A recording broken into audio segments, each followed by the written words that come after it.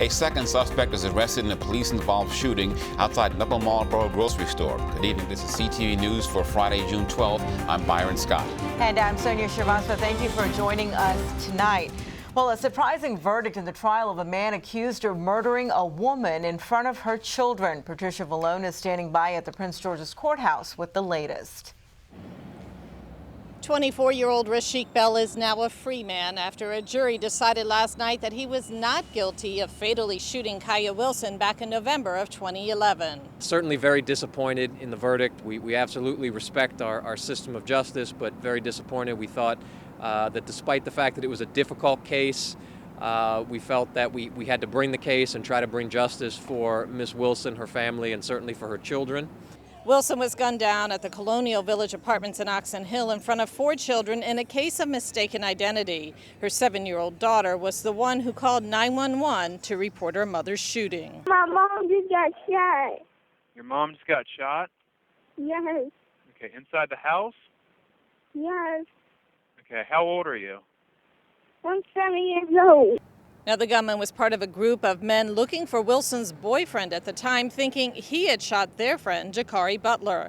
But Butler's killer actually lived next door. They went to the apartment that they believed they were supposed to be at, because from everything that we have, the word on the street was that this person nicknamed Levi had stabbed Mr. Butler. That turned out to not be the case, but at the time they thought it was. So they went to where they felt was the right apartment. But again, Levi and certainly Keio Wilson and her 4 children had nothing to do with Mr. Butler's death, which makes this all that more tragic. Now, only one other man was charged in the group suspected of Wilson's killing. Antonio Randall pleaded guilty to burglary and conspiracy to commit first-degree assault.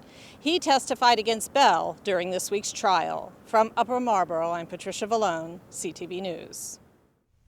As mentioned, the incident which sparked the murder of Keio Wilson was a retaliatory killing for the slaying of Keio Butler, but Wilson and her boyfriend were never involved in the incident. Michael Neely, a neighbor of Wilson's, was ultimately charged with Butler's death. He was sentenced to 30 years in prison.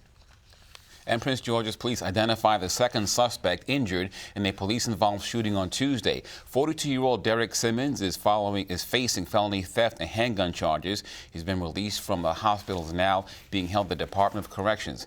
Now, police say Simmons and 44-year-old Clyde Peterson were planning to rob a bank in Upper Marlboro on Tuesday morning. Now, officers searching for a stolen vehicle found the men sitting in the car in the parking lot of a giant grocery store. When they approached the vehicle, police say one of the officers reportedly saw a suspect pull out a weapon and firing shots, striking both men. Now, the officer involved is David Gross. He's been placed on routine administrative leave. Well, the Prince George's School Board is standing behind the students at Oxon Hill High School. For weeks, this display has been in the lobby of their school. It features 2 coffins and gravestones that say, "Here lies our freedom of speech," with a white officer reading an obituary. The display was created by an honors art class as a project on social justice. It was taken down by school officials after receiving complaints. Well, yesterday, the school board members voted unanimously in support of the students' artwork. Within the First Amendment, students do not lose their right entirely when stepping into the high school. School officials must provide constitutionally valid reasons for regulating student expression. In the case of social commentary placed in the rotunda of Oxon Hill High School, no valid reason that demonstrated any material of substantial interference with the operation of the school. Art is supposed to provoke. But if this art offends them, perhaps they should ask themselves why they are not offended by the reality behind the art instead. Now, more than 1,000 people have signed a petition to bring the artwork back. And Maryland's transportation chief is backing the Purple Line if the cost is lowered. That, according to the Washington Post. Secretary Pete Ron is recommending that Governor Hogan approve it, making changes to reduce the state's contribution and passing those costs on to Prince George's and Montgomery counties. Now, Ron is calling for $300 million to be trimmed from the estimated cost of nearly $2.9 billion. Unclear, though, whether Hogan will agree to the change.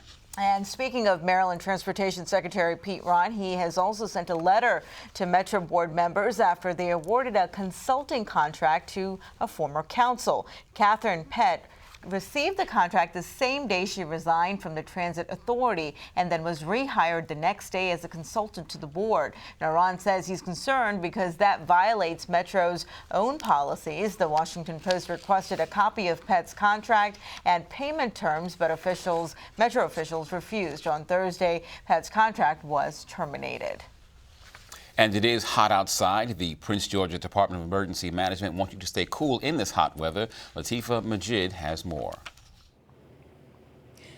Well, it's 90 degrees outside, and being out here too long with temperatures like this can be dangerous to your health. That's why the county has opened up cooling centers around the county, like this one here at Glenarden Community Center, so that if you don't have air conditioning, you can come inside, get a sip of water, and cool down a little bit. Now take a look at this list of some of the other cooling centers being offered around Prince George's. You have Baden Community Center in Brandywine, Bladensburg Community Center, Glass Manor Community Center in Oxon Hill, and Hillcrest Heights Community Center in Temple Hills, just to name a few. Now, this Saturday, the temperature is also supposed to be in the 90s, and although these cooling centers are closed during the weekends, officials say that you can go to any public place, like a library or a movie theater, or even a grocery store, somewhere that has a bench that you can go inside and get a break from this heat.